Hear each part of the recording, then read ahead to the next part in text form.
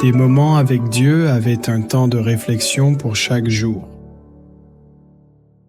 16e, janvier, le bon choix, Jérémie 21e, 8. Tu diras à ce peuple, ainsi parle l'Éternel, voici, je mets devant vous le chemin de la vie et le chemin de la mort. Assiégés par des armées ennemies et cours de provisions de Lévite espérant le salut. Sédécieux roi de Jude.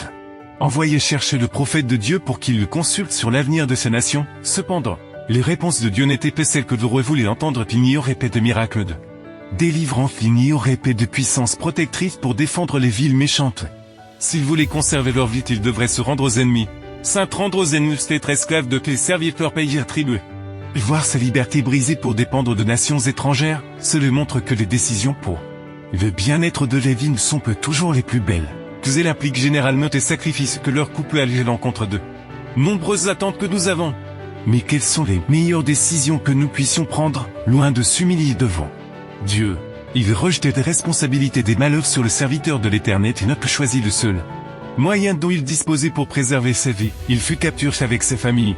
Ses fils furent tués de sa présence. On lui arracha les yeux, il fut emmené prisonnier à Babylone.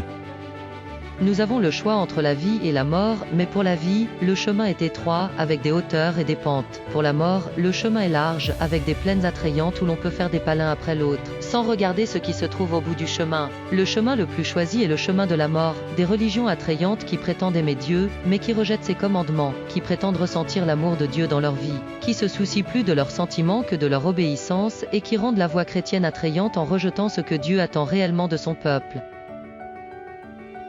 Lorsqu'il y a un commandement précis de Dieu, peu importe que nous philosophions, que nous voulions voir les choses différemment, ce que Dieu demande est presque limite d'ambiguïté à choisir une autre voie.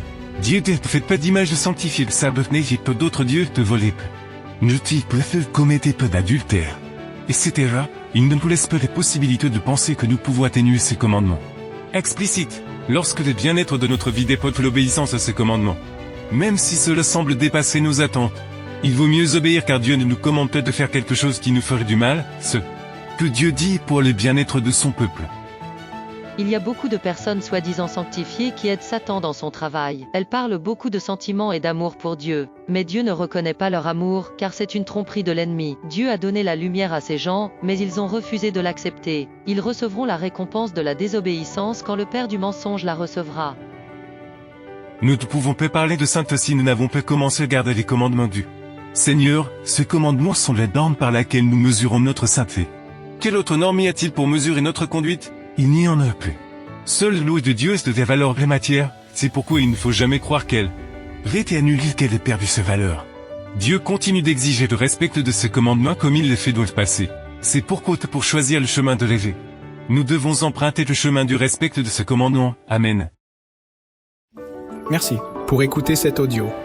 Nous vous invitons à partager avec votre Contactez et visitez le site web. biblewell.com